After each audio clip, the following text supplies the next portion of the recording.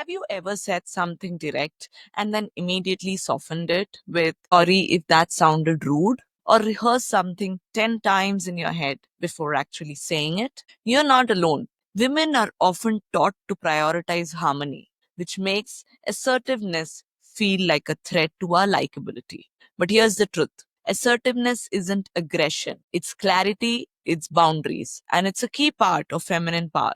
Hey, goddesses, welcome back to the Goddess Energy. And if it's your first time here, I'm Jaslin, a tech professional, a podcast host, Women in Tech Leadership Award winner 2025, someone who spent years learning how to speak up without shrinking, without being labeled too much. Today, I'll walk you through how to speak with authority without sounding harsh, apologetic, or like someone you're not. And we are going to go deep because the more you understand this, the freer you will feel. We will do this in three parts. First, we will address the why behind the fear. Second, we will go into 5 elements of assertive communication. And third, we will look at some real life examples. I have the chapters marked in case if you want to jump a section. All right, let's get into it. Let's start with the why, as to why assertiveness feels so hard for women. As women, we are conditioned to be agreeable, kind, easy to work with.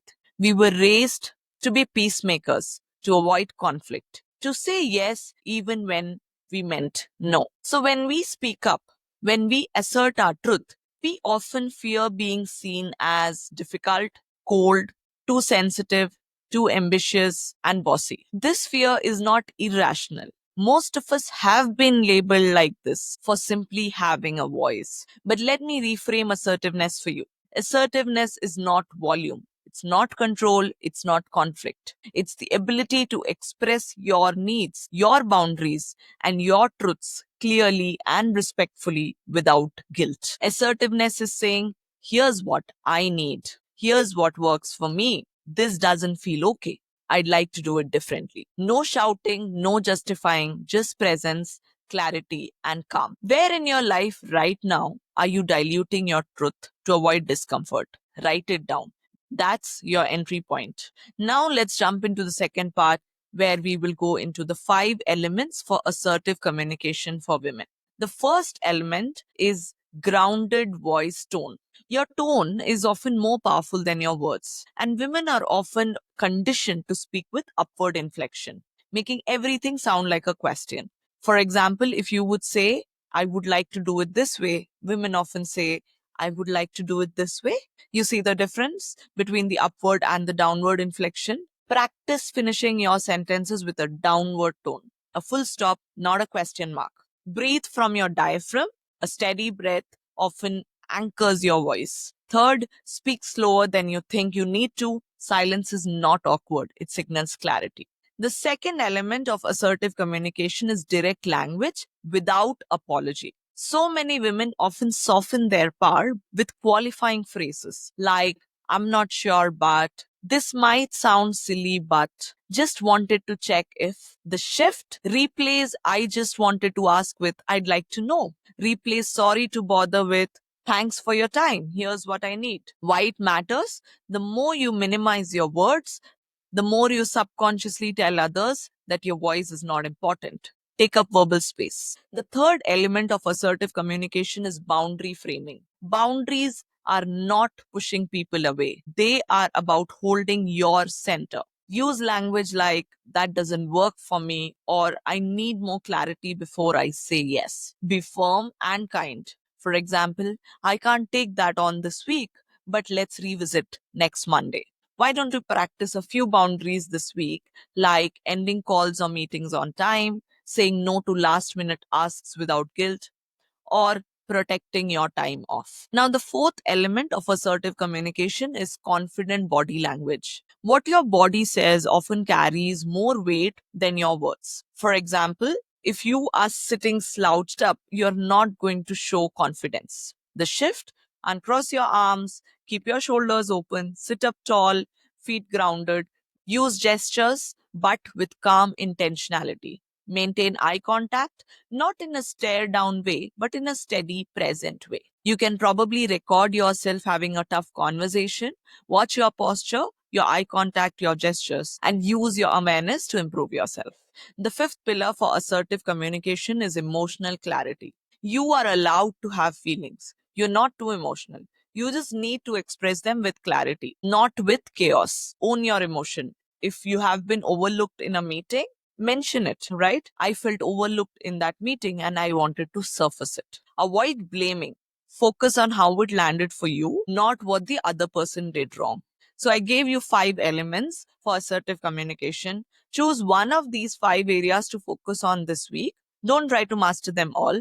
Choose one and tackle them one at a time. With practice, you will make it perfect. Now we'll go into the part 3, wherein I want to make it very practical for you and look at some real world situations that many of us face and how we can respond assertively. So, the first scenario I'm going to look at is somebody interrupting you. I know that all women in meetings have faced this. You can have some responses ready, like, I would like to finish what I was saying first, and then I'm happy to hear your thoughts. Another response can be, give me a moment to complete, then I'll pass it back to you.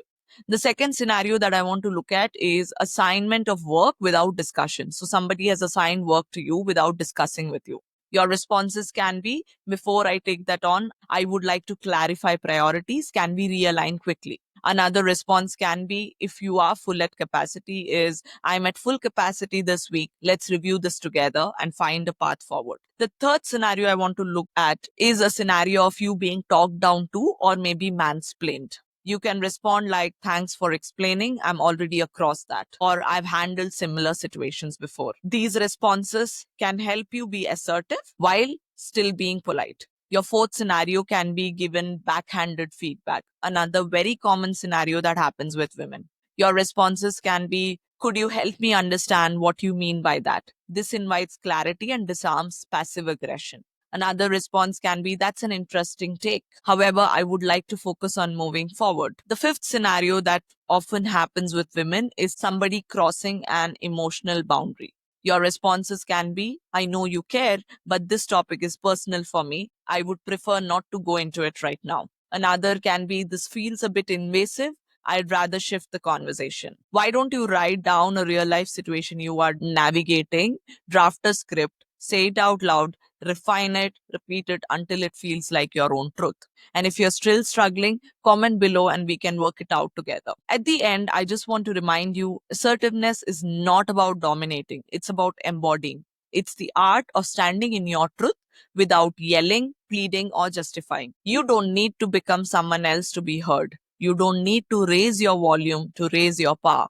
You lead with presence, with clarity, with respect for yourself and for others. Here's what I want you to remember. You are allowed to take up space. You are allowed to say no. You are allowed to speak directly. And you don't need to decorate every sentence with an apology. If this episode landed with you, do comment and let me know if there are any real world scenarios that you would need my help with.